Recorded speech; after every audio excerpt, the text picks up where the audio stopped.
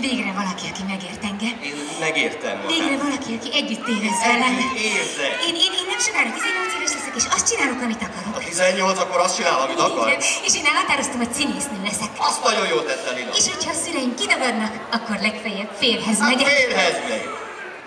Férhez megy, és tudja már, hogy kihez megy férhez? Hát, ahhoz, aki megkéri a kezem.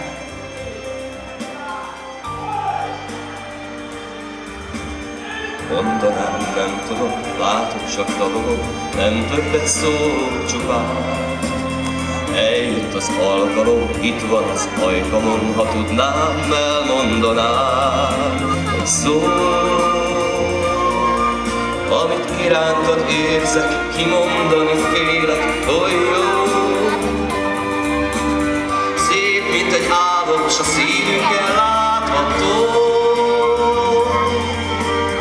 Irántad érzem, és csak neked mondom el.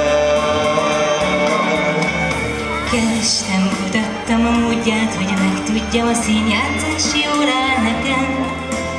Vártam, hogy valaki kimerjen mondani, a színpadon van a helyen.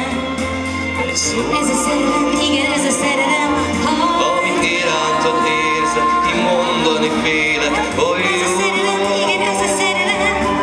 Szép, mint egy álom, s a szívünkkel látható.